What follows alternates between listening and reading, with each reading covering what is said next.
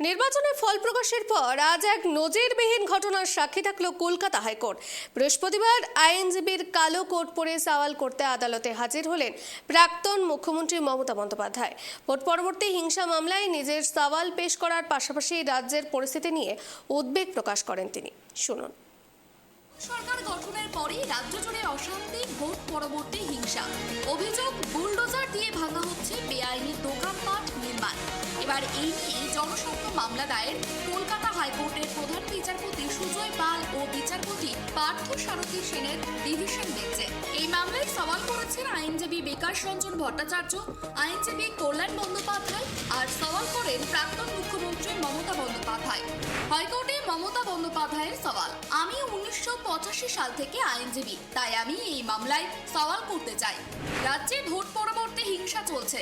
18 বছরে সদ্য দম্পতিকে বাড়ি থেকে বের করে দেওয়া হচ্ছে। 92 বছরের বৃদ্ধকে মারধর করা হচ্ছে। আমাদের পার্টি অফিস ভাঙচুর করা হচ্ছে। তপশিলি জাতির সংখ্যালঘুদের হুমকি দেওয়া হচ্ছে। 12 বছরের কিশোরীকে ধর্ষণের হুমকি দেওয়া হচ্ছে। মাছ মাংসের দোকান বন্ধ করে দেওয়া হচ্ছে। বাংলার মানুষকে বাঁচান। আমাকে পর্যন্ত পুলিশের কাছে অভিযোগ জানাতে দেওয়া হচ্ছে না। আমি অনলাইনে অভিযোগ দায়ের করেছি।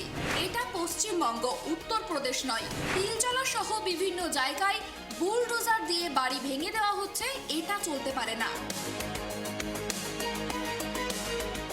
কল্যাণ বন্দ্যোপাধ্যায়ের সওয়াল, খেজুরি সহ বিভিন্ন জায়গায় মানুষ আক্রান্ত হচ্ছে। এখানেও বুলডোজার দিয়ে বাড়ি ভেঙে দেওয়া হচ্ছে। এটাকে বুলডোজার রাজ্য বানাতে দেওয়া যায় না। আদালতের কাছে আমার আবেদন, এই ব্যাপারে আদালত দ্রুত হস্তক্ষেপ করুন। সব পক্ষের বক্তব্য শুনে রায়দান স্থগিত রাখলেন প্রধান বিচারপতি।